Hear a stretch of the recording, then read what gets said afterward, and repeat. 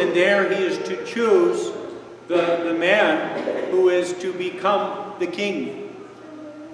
So he looks and judges based upon appearance. That first oldest son was the biggest and strongest. He thought, oh, there's the king. It was not. Down, down, down, till the very last boy. And he would become, of course, King David. And so how do we judge? Might be the question. You know, when you sign these stories, some parts of them become all the more powerful of an experience. In this one, it is that scene where they grab the man who was blind and throw him out of the temple. Wow.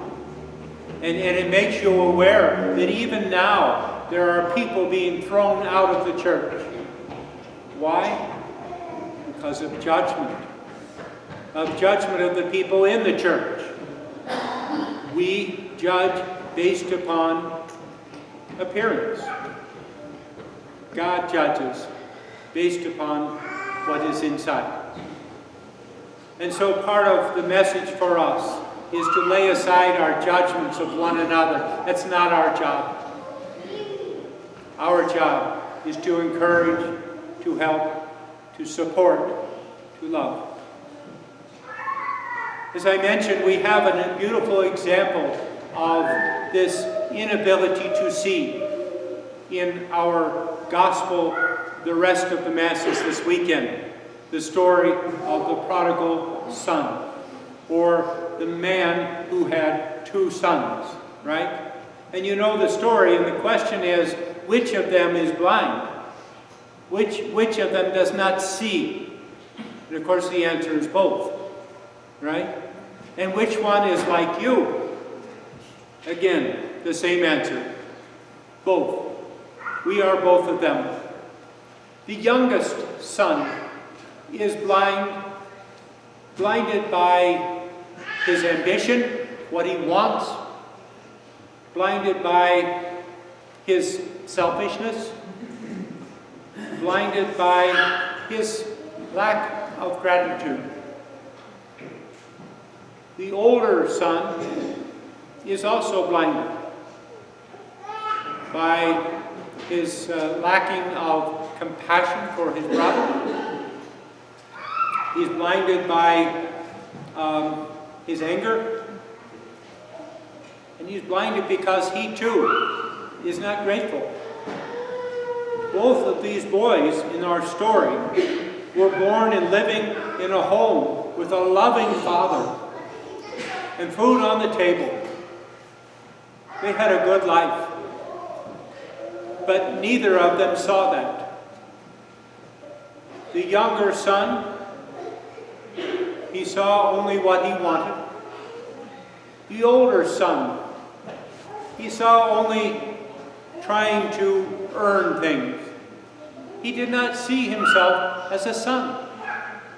When he's talking to his father, he says, "Your son," meaning his brother.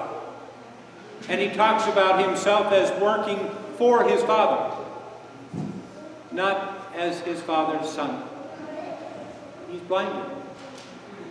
Now, the story also tells us how we become able to see. For the youngest son, he had what would you call it? He had his eyes open, if you will, because he was hungry. Because he was hungry, he saw that he could go home. Now, he did not see that really that he could go home. He found a job over there. And so he journeys back. And what he discovers at the end of his journey is that indeed he was a son still. And indeed his father loved him still. He was able for the first time to see what he never saw before. Now, he was going back to reconcile with his family. It had not yet happened.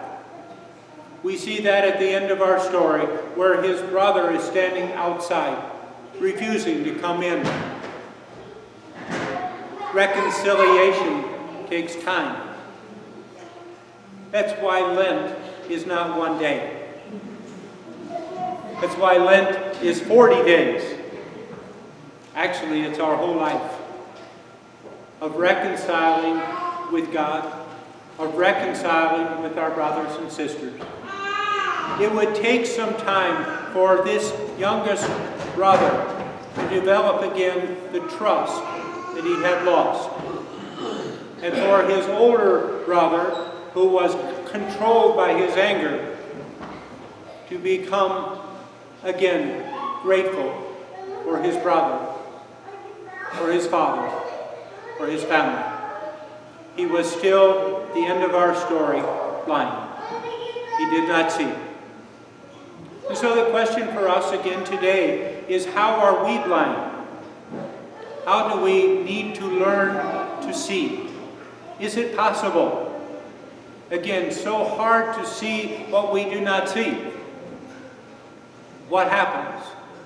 And, we, like blind people, need to be led. We need help, each of us. They must admit that they need help. For the rest of us, it's a hard thing to do. We want our independence, just like that young son. But the good news, Lent continues. In fact, we have 3 weeks left. By now, hopefully, you've failed everything you've tried to do during Lent. Because now you know you cannot do it alone. And you cannot do it because of your strength. You need help. Help from God and help from His church. Through the discipline, the works of Lent, through the liturgies of Lent, through the scriptures of Lent, we have a guide. And these will teach us and help us to be able to see. And we will be led, just as in our story, into the embrace of a loving Father who is patiently waiting for us to come home.